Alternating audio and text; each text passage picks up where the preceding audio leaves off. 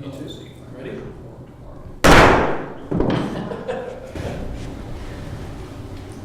Okay. We'll officially call to order the April 25th meeting of the Western Lane Ambulance District and Statesville Valley Fire and Rescue.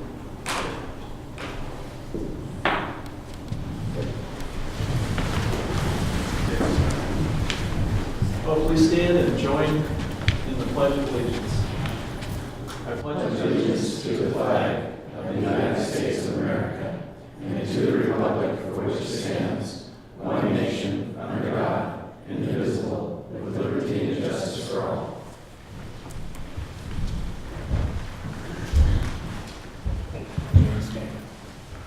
Next order of business is to swear in Alan Burns as the interim, or the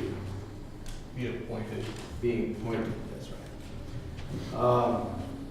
Oath of office for a director's position with Statesville Valley Fire and Rescue. According to Statesville Valley Fire and Rescue Board policy, the board president or designee shall be responsible for administering the oath to the director. You have been appointed to represent the community served by Statesville Valley Fire and Rescue. Your behaviors, discussions, and actions directly reflect the image of Statesville Valley Fire and Rescue, other board members, its personnel, and the level of service the district provides to the citizens we serve. Please raise your right hand. I, state your name, Alan Burns, do solemnly affirm do solemnly affirm that I will uphold the vision, I will uphold the vision, mission, mission, values, and policy and policies adopted by Statesville Valley Fire and Rescue. adopted by Statesville Valley Fire and Rescue. I will act for the good of the community which I serve. I will act as the good of the community for which I serve.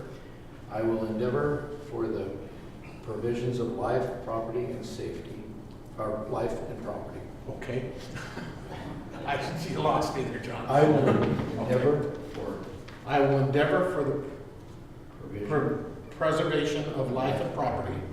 I will strive for excellence while I faithfully, I will strive for excellence while I faithfully, honestly, and ethically perform the duties of director with Statesville Valley Fire and Rescue. Thanks, partner.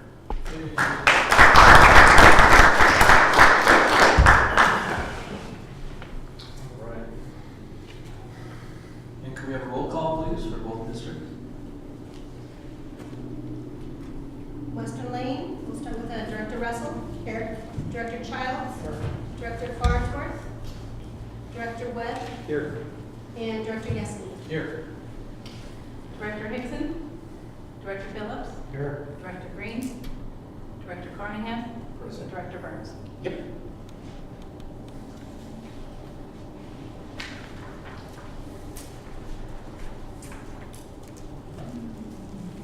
Okay. A motion, has everyone had a chance to read the minutes for March 20th, 2019? The minutes from that meeting?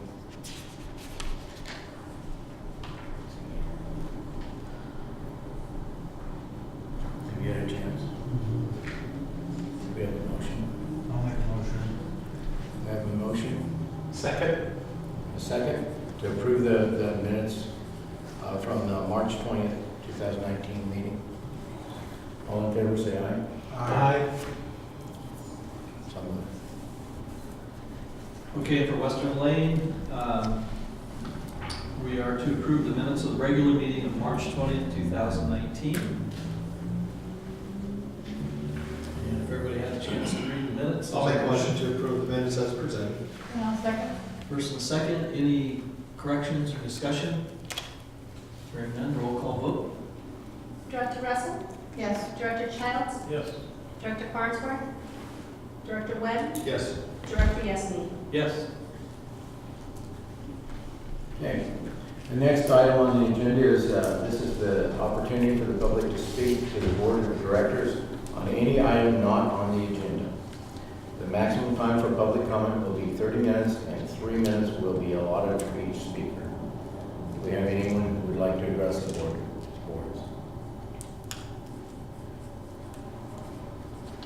Hearing none, we'll move on.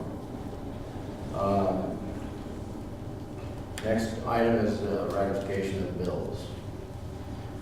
In a totaling $100,055 and $155,906.42. I did have a question. Let's see if I can find it quick.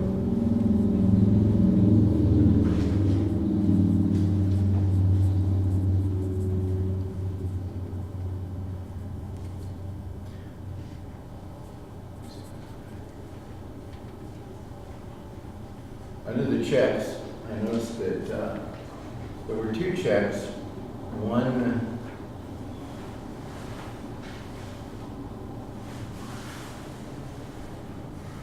There were two checks made out to Elcock, two separate checks. One was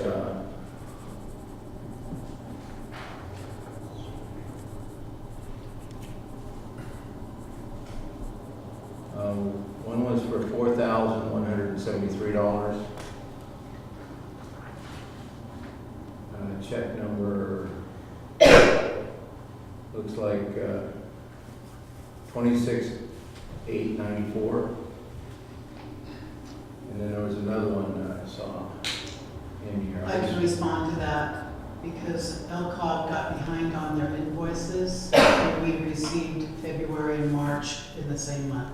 Okay, I just saw it in there twice. I wanted to make sure that we were. We are up to date now. Do I have a motion to ratify the bills? So moved. Do I have a second? Second. All those in favor say aye. Aye. Aye. Someone. Okay, for Western Lane, Dina, before we review the transaction list, do you want to give any kind of a financial report for the districts? Sure. I just wanted to follow up on the balance sheet for Western Lane. Account number 1202, the allowance for bad debt, and account 1203, allowance for contractual adjustments have been adjusted per Director Webb's request. These amounts were adjusted to Medicare, and the accounts will be updated every month from now on. And you did get my note today that the balance sheet that was in there prior did get replaced. I don't have a lot to report on the financials other than we're 9 months into the fiscal year for both districts, so expenses should be tracking at 75%. And tonight on the agenda, you have each district has a resolution to approve the transferring of funds between appropriation categories in order to balance the budget to the new chart accounts. So Sisal Valley has transfers from contingency to cover overtime, the additional chief wages, and purchasing turnouts. SVFR also has it's a supplementary budget because we are adding the $4,810 for the special districts grant. So that is the only difference between the two resolutions tonight for transfers. If you have any questions, I'd be happy to answer them.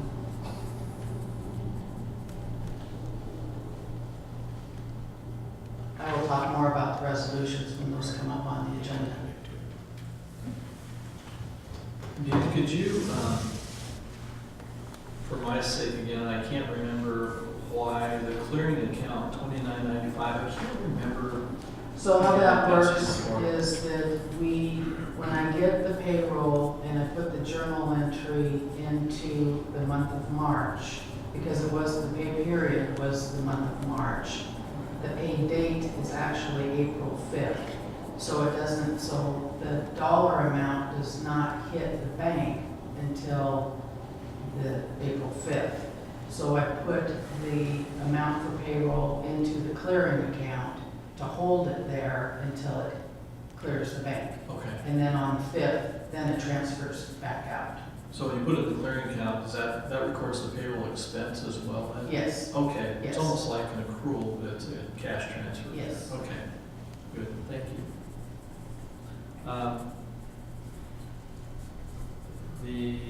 Anybody have any questions on the regular financials or anything on the transaction list?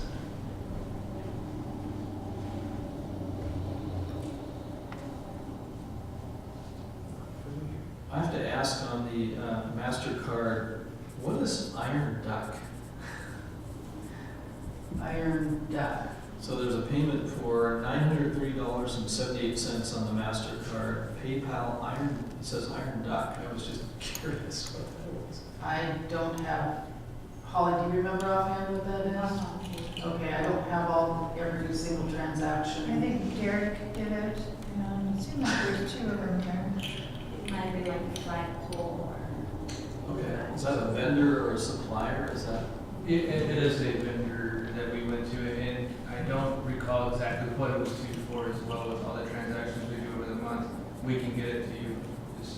I just didn't, I wondered, yeah, but if it was an entity or a restaurant or something supporting that. No, Iron Duck. Chinese restaurant, no. No, and I think, I don't want to give an answer without having 100% certainty, but it was something related to, and I want to say to the flag, but I don't recall off the top of my head without looking at the or invoice. Okay. I believe it's splints or bags. Was it the Herbal Flag, Swans? Iron Duck. Dynamic EMS equipment back. There we go, Okay, great. Perfect. Thank you. Any other questions or comments? Anybody want to make a motion to approve the transaction list? I'll make a motion to approve the transaction list as presented. And I'll second it. Okay, there's a first and a second. Any further discussion? Roll call vote, please. Director Russell? Yes. Director Childs? Yes. Director Farnsworth? Director Webb? Yes. Director Yasi? Yes.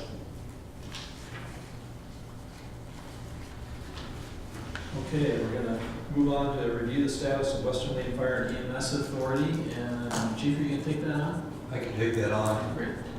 We received, actually worked on the first draft of the IGA and sent that off to Christy Monson, who's our district's attorney, for review. It came back with a whole bunch of writing, which was not surprising. I did meet with Ron Green and Rick Yesney just to kind of discuss where we were with that. And I responded back with 20-something different notes clarifying. And I did speak with Christy today. She says she should have the next part done by Monday. So that's where we are right now. So the first step was to get the IGA, the language that we wanted, and that would come before the boards. If that is close, then we go to an ordinance with 2 readings. And once we get that part, or in between there, we get a new employer identification number, and then we start moving ahead with PERS and so forth. But the first step is to get the IGA. It's back to the second round of the attorney's hands right now.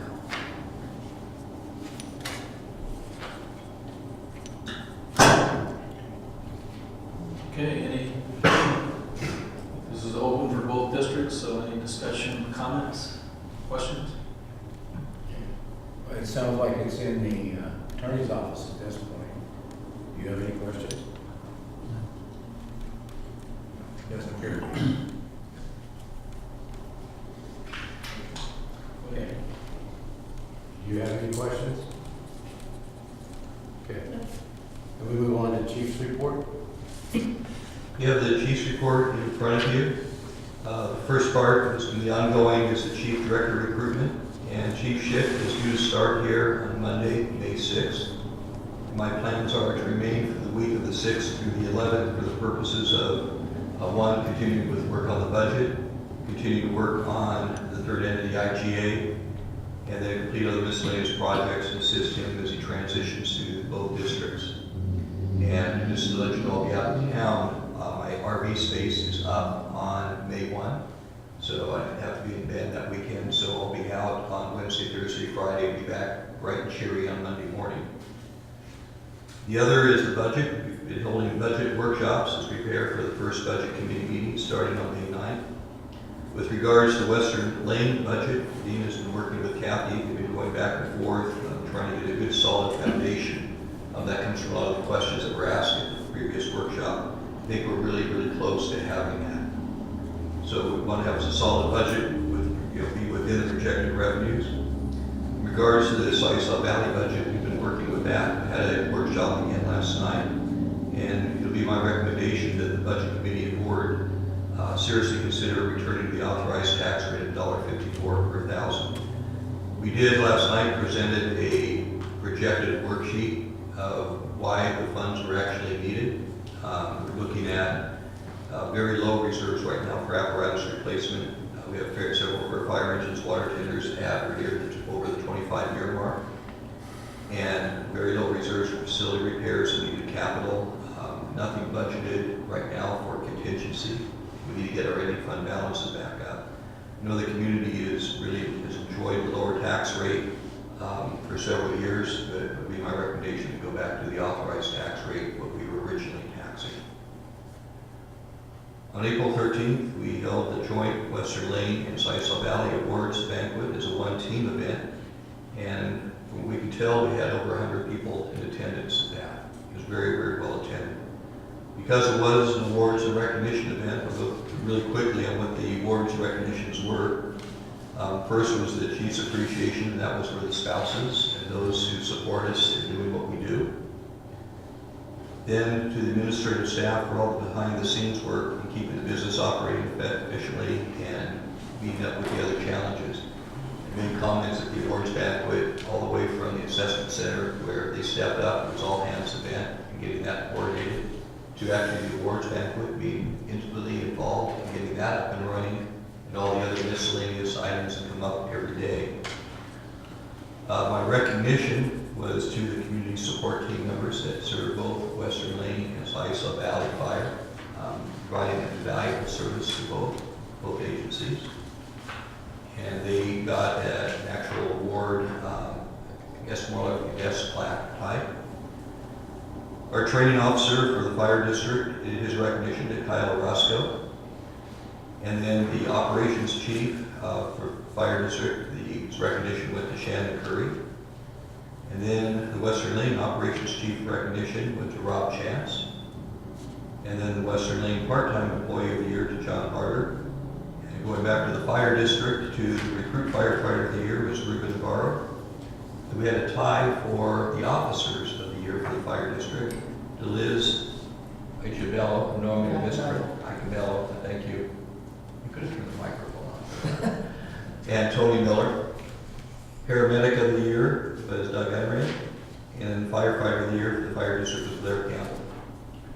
So that was nice to be able to recognize members from both of our agencies at that event. And the last one I have on here is a transition. I expect this is my last board meeting for both. Chief Ship should be taking over in 1.5 weeks.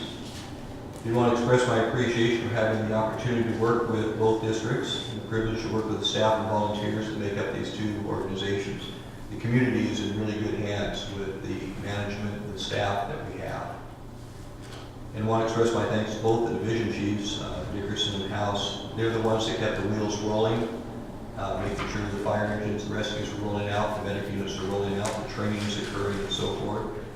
And then Dean and the admin staff for keeping the business operations up and running. And then to both boards for supporting the mission and supporting the staff in what we do. Confident that you're going to be in very good hands with Chief Ship. I have a very well qualified fire and EMS chief coming aboard. So that's the last part I want to do is to say thank you. It's been a privilege to be here. Steve, we want to, I think on behalf of both boards, Chief, we really want to thank you for everything you've done. Boy, we're so lucky to have been able to find you and get your services and in a time where we really need some leadership. And we haven't just, under your leadership, been status quo. We've been able to move ahead, and I think that's a tremendous testimony to your leadership. And so we want to say thank you for everything you've done and for the time we've gotten to know you, and hope that you and your wife enjoyed your stay in the area and come back and visit. Thank you, we have, and I am looking forward to handing the keys to the Durango over to Michael Ship. Thank you, I appreciate that. Thank you. I think Fire Board would also like to thank you for everything you've done. You came into kind of a mess, and you helped us out of that, and at least now we can see the light at the end of the tunnel.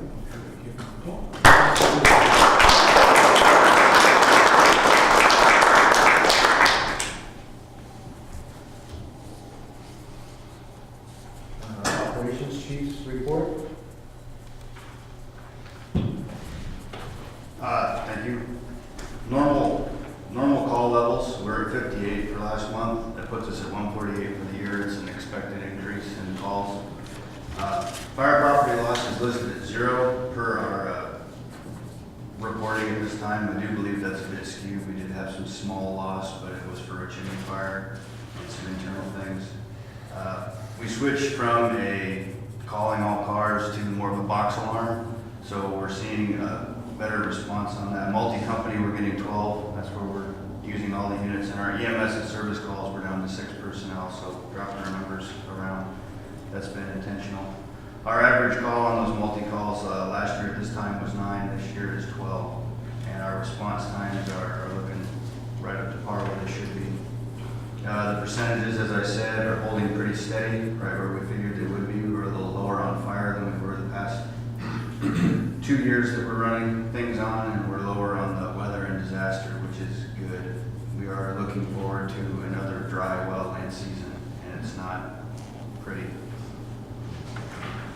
In training, we had a hazmat operations class, an incident safety officer, flammable liquids and gases class, and recruit academy is currently up and running.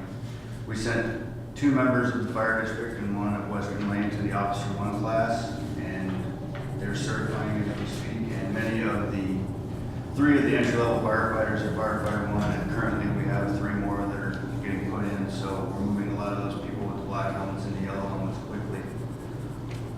In the prevention side of the house, 50 smoke alarms went in. That program is going very well. We're using grants to get those smoke alarms currently as fast as we can get them. Emergency address signs, we have 500 that were delivered just the other day, so we'll be busy sending those out by with the residents and some volunteers. We've been really pushing Knox boxes. We had about 5 in the district prior to this year, and now we're over 50 Knox boxes, so we have good access with the keys. All the schools are getting inspected soon, and we are working with State Fire Marshal to get the hotels inspected. In the facilities, the exhaust hood in the bay went down. We're getting that repaired, and we had a window leak at Station 1 above the radio closet in the back of the room here. We have repaired that. Our backflow water system is getting tested, and the annual sprinkler system has been inspected and approved. So we're safe in our own building. SCBA's flow testing is still going well. We are still sending multiple of those back. Firefighter Cressione is developing a system so that we can really track exactly what's going wrong with each SCBA and make sure that we know where they're all at. It's a good system. Fire extinguishers have been serviced, the ATVs have been serviced, and we did purchase the 4 gas monitors and 8 single gas monitors, which was a better coverage. That means all of our first out engines have a CO monitor that's attached to the med bag, and the operations chief, duty chief, prevention 1, and engine 1 all have a 4 gas monitor that we can monitor for things like that. It was a cost savings to do it that way, and I think we'll get better use out of them. Apparatus, everything's going in for repair and getting things put back together. Engine 7 steering box got removed again and shipped back and replaced, but that was on the company because they put the wrong seals in. We had some exhaust get done, and Rescue 1 had a power upgrade so it can haul the MRX that we had Western Lane would give to us. EMTs are testing, and they all have passed the psychomotor, and 3, now 4 have passed their cognitive test. They'll be coming up quick. Attached the staff reports. Are there any questions? Any questions? Any questions? Don, to do with this right now. Okay. No, none at this time. Okay. Matt? Can you hear me okay? Call volume, we had a slight drop, which is not expected to the Sentinel year that we had last year, but we're still about 5 to 7% compared to last year to this year for the first quarter calendar year. But we're still maintaining a higher call volume, averaging roughly 8 to 12 a day right at this point. In the attachments, there's an ASA report, and the section of that is what that, remember the ASA is our assigned service agreement with the county. And if you look at the numbers, they're 100%, 100%, 98%, I think 92% that's our obligation to make it to the calls, and we have to be above 85%. So we're exceeding it, and compared to the rest of the county, as we have in the past, we're exceeding the rest of the county in our responses and making it in a timely manner.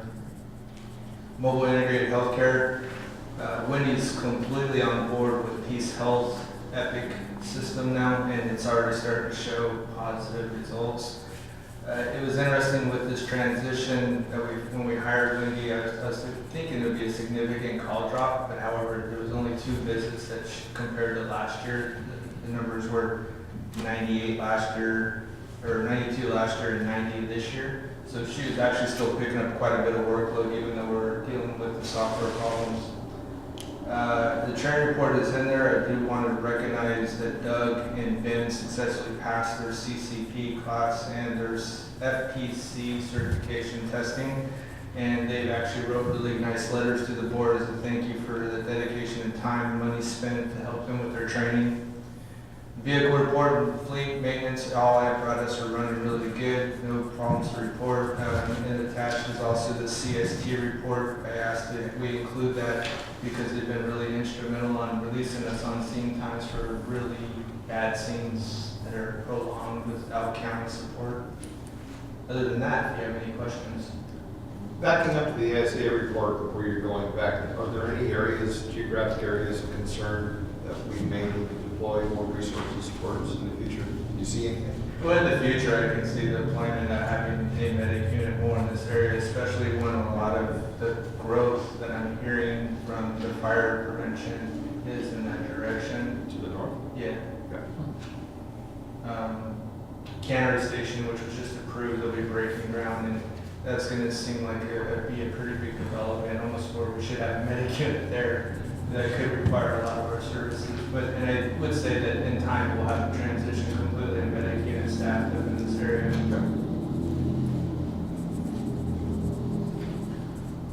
Other comments? Couple of things. One is, I think if the board agrees, we'd like to acknowledge the thank you notes on the training from the 2 individuals, and tell them we're proud of them, and to acknowledge that we received their thanks. And secondly, the CST report is, I mean, I'm just kind of amazed at that group.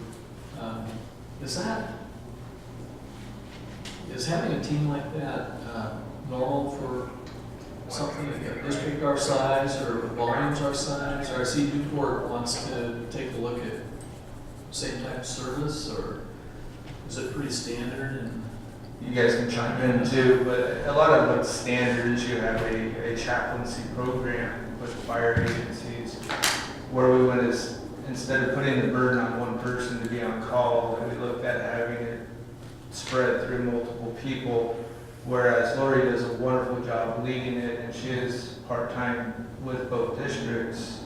There's 4 other staff below her to support that are really kind of that voluntary capacity as well. And the benefit is just increasingly showing itself on every call that's prolonged or extended scene time for EMS.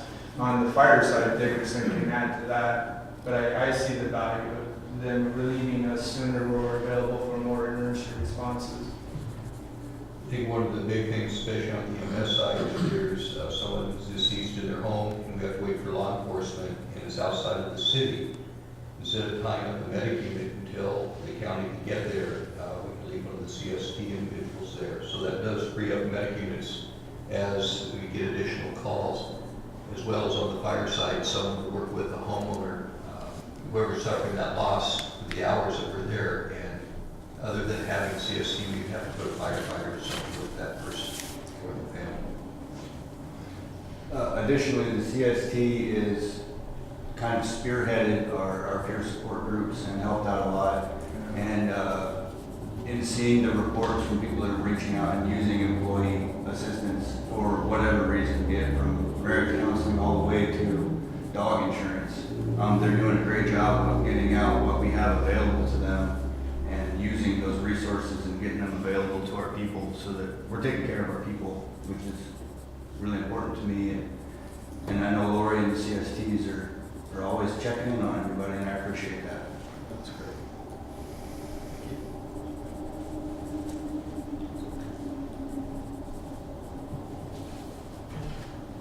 Any other questions or comments? And we'll move on to office manager report. Dean? Okay, so for the second month in a row, we've had no payroll errors. Great. Regarding IT services, internet was upgraded at Sayusla Valley stations 2, 4, and 8 on March 22nd. And there will be an internet upgrade for this station. It's scheduled for July.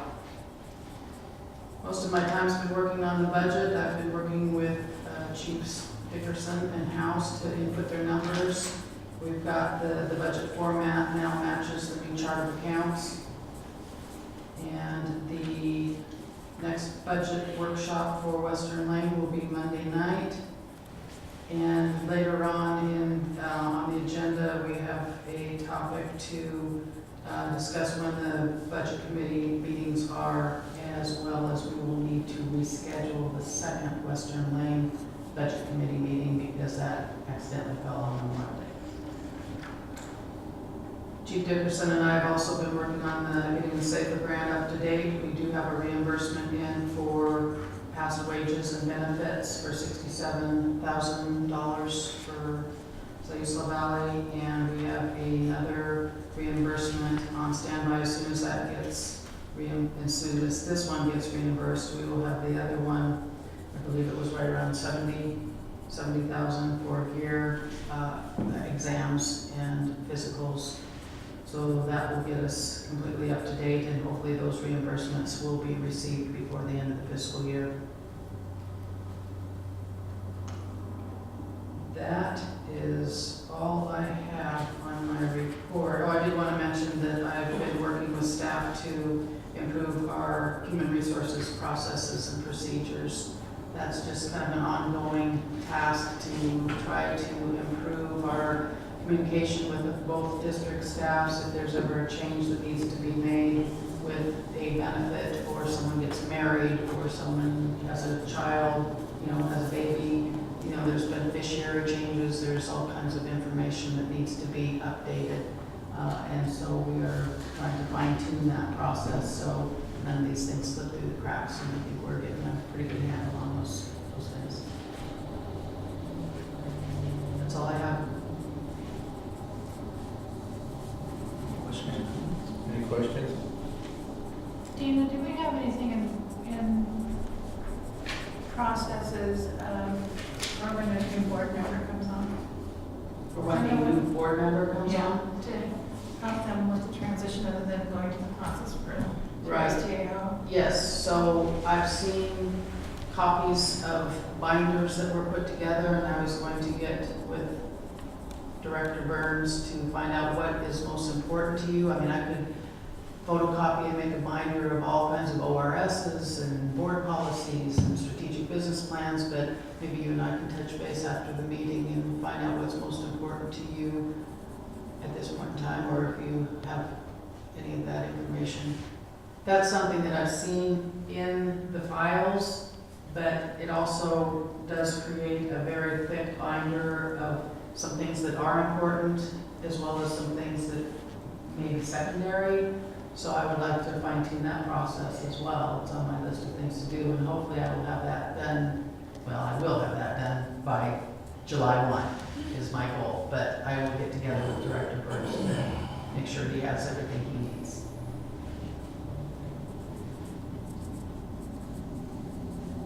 Okay, any other questions? Moving on, the next order of business is resolution 2019-02. Okay, so in your packet, you have an agenda bill and the resolution. If Again, as I said before, this is a supplemental budget because we are appropriating $4,810 that will change the bottom line to the existing budget. So I have gone through the agenda bill to describe the reasons for the transfers, and if you look at the resolution, you can see 1, 2, 3, 4, 5. Look out for the train. It's the only one I can hear. So I think the agenda bill and the resolution pretty much explain the reasons for the transfers. Just for audience purposes, the first transfers is just in between appropriation categories to make the budget match the new chart of accounts.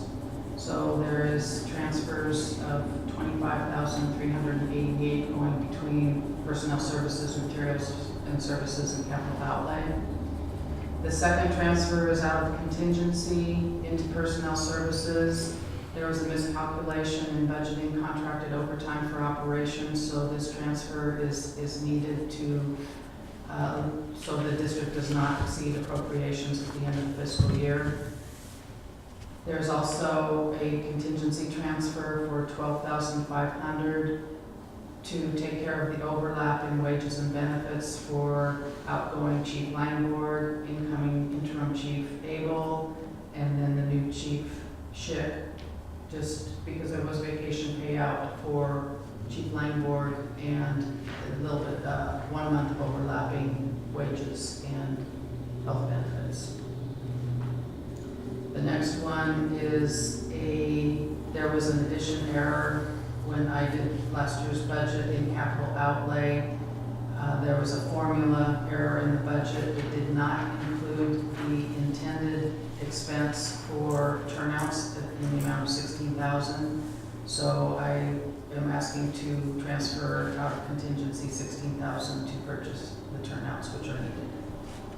And then finally, the last part is the supplementary budget to bring $4,810 out of contingency to pay for half of the locks that Chief Abel has ordered. The total project, well, the total grant came to $9,620. It's a 50-50 match, so we would be paying $4,800 and special districts would be paying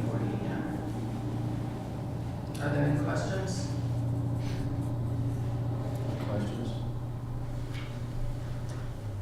Okay, we had a pretty good idea that this was coming. We've talked about it before, so I think you explained it well. Thank you. I would entertain a motion to accept resolution 2019-02. I would make a motion to approve resolution 2019-02. Second, Chairman. We have a motion and a second. All in favor, say aye. Aye. Unanimous. The next thing on the agenda is a bunch of stuff at Station 7. You want to address that? Station 7, we've been going through and trying to lighten the load a little bit so that there's room to do some operations. There's a large amount of equipment that we've kept around, and we've gone through it multiple times, picked and choose and gone through. So we have a lengthy list. We did go through and take some of the things out, and we're going to be repurposing some of those.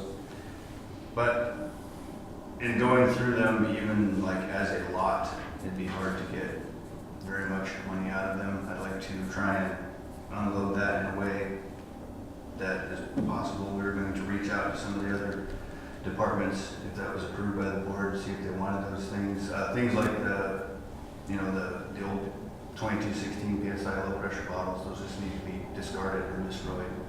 They're not usable to anybody. Things like the extension cords with replaced ends and spots of damage. I can't use them around here. If we do, they're all things that are just obsolete or non-functioning. I'd like to go through and see if anybody wants any of those, and then anything that is not wanted disposed of properly. If I can clarify, when you said if anybody wants, we're talking about other public entities. So it's not anything transferring to any individual. Well, it wouldn't be individuals at that point. Well, we've got a lot of stuff out there, and a lot of it's old and not up to date, I understand that. Is there, and you say there's not a lot of money there. An auction wouldn't bring any kind of money at all.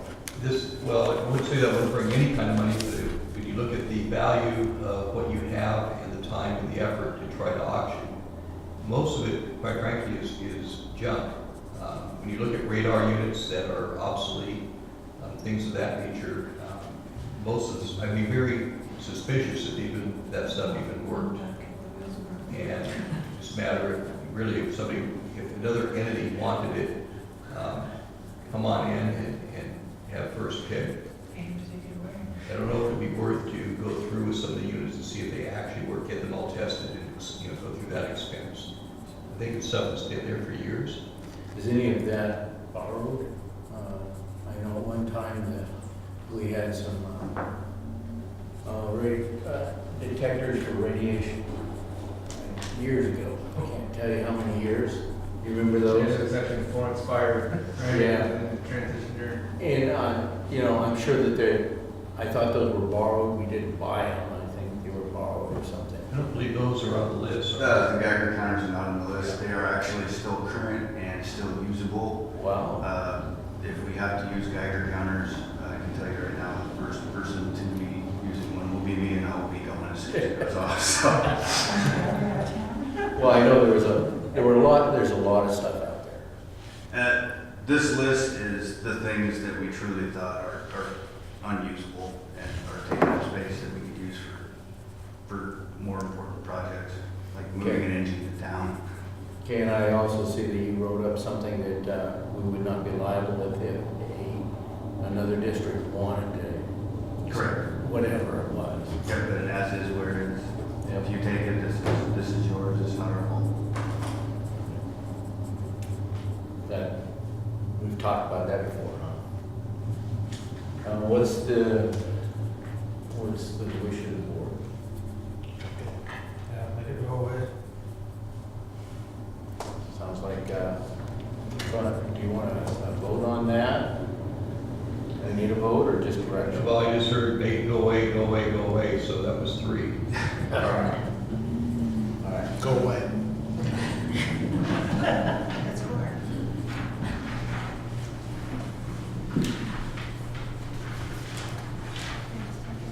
Okay, so next on the agenda is Resolution 2019-04, appropriations transfer. And So this resolution is very similar to the one for Sayusla Valley, but it's a shorter shopping list. We do have the same situation with transferring between personnel services, materials and services and capital outlay to get the budget to match the revised chart of accounts. And then we have a transfer from contingency to personnel services for a miscalculation in budgeting PERS for operations, which we have talked about before, and you'll see that on your, it's over budget on your financials. And then the same that Sayusla Valley had with the overlap in wages and benefits for the outgoing chief, which is a 50-50 split between the two districts. Okay. I think as Director Carnahan mentioned too, we've heard about several of these things in the last meeting, so we're somewhat aware of those. Is there any questions or comments? If not, can we entertain a motion to approve the resolution? I make a motion to approve resolution 2019-4, appropriations transfer. I second that. Okay, we have a first and a second. Thank you. Any further discussion? Okay, roll call vote, please. Director Russell? Yes. Director Childs? Yes. Director Farnsworth? Director Webb? Yes. Director Yesney? Yes.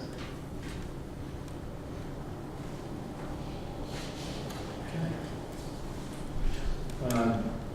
The next one is under new business. It's a review of budget committee meeting schedule. You want to deal with that?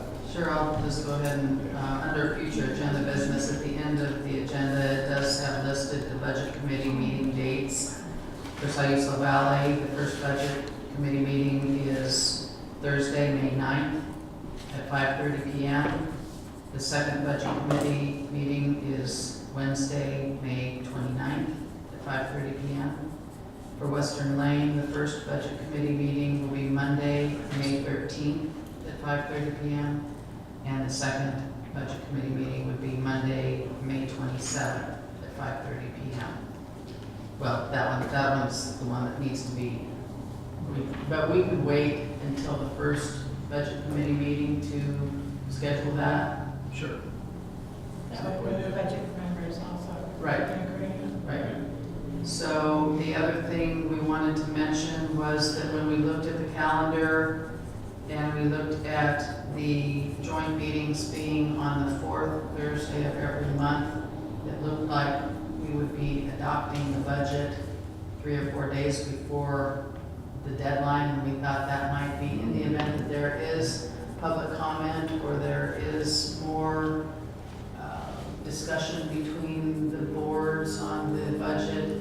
We may want to schedule a special meeting on, we were targeting June 12th as a target date, to just hold a special meeting for the public hearing and for the purposes of the public hearing and the budget adoption only. The regular meeting would still be held the fourth Thursday of June, but it would be more of the financials and the chief reports and the minutes approval and more normal business. So would the intent be that June 12th would be the date we'd actually adopt the budget? That's what Correct. we're shooting for? Correct. And if we run into any issues, we would You have would a have- board meeting that we could Right, fall back. but that would be the public hearing. That'd be the public hearing. Right. Okay. Sounds good to me. Sounds good.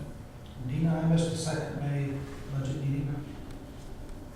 Wednesday, May 29th. 20. These will also be published in the newspaper and will be on both websites these days.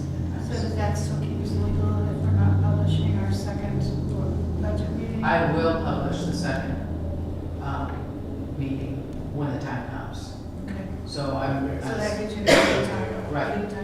So what I have on my calendar is, well, tomorrow I'm sending out the required public notices for the first 2 meetings for both districts.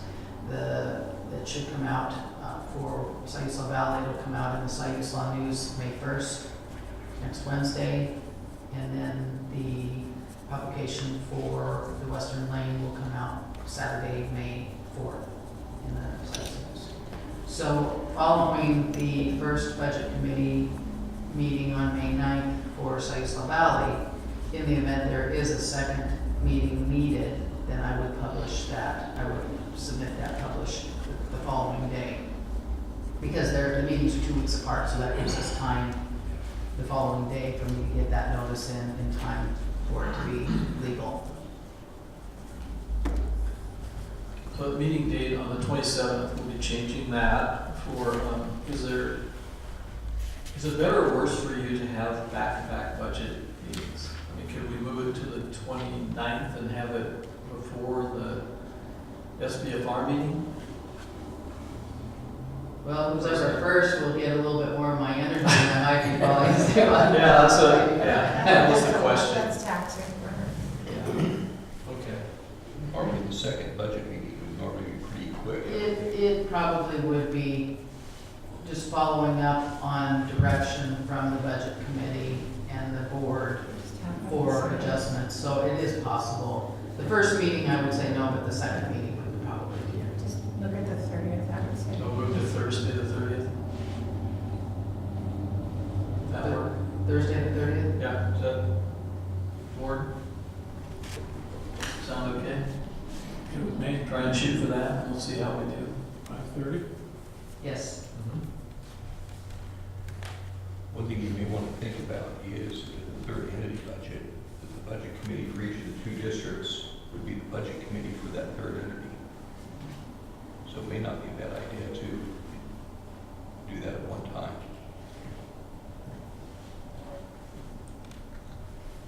Stay tuned.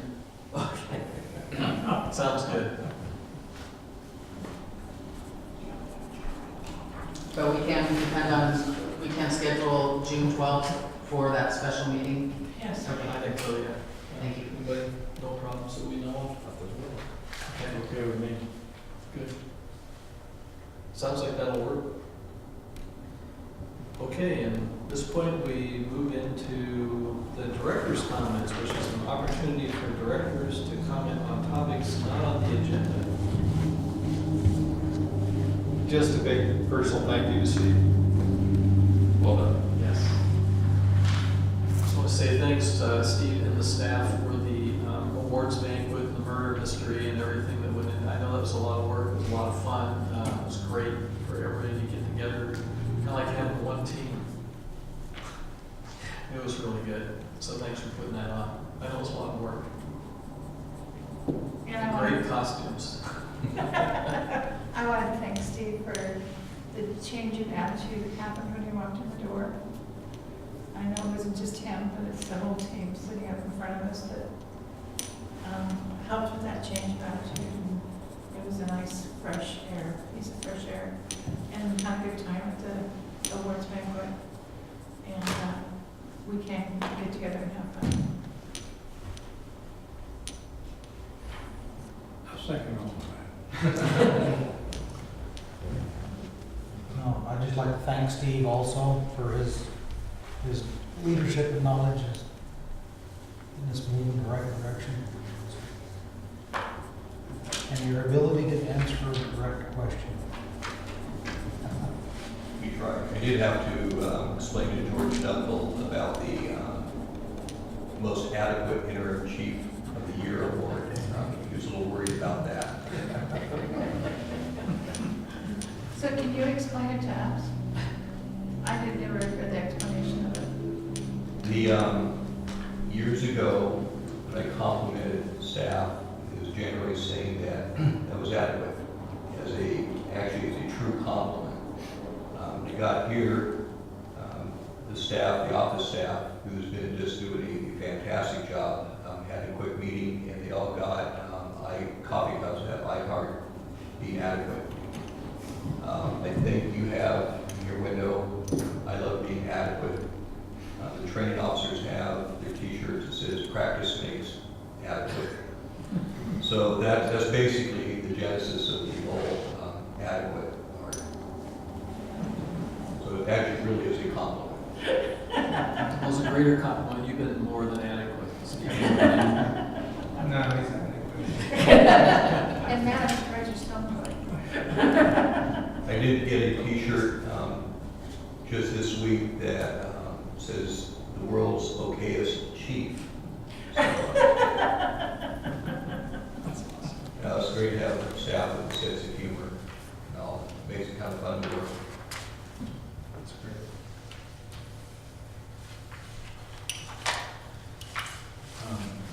Are there any next, we didn't have any correspondence that I saw.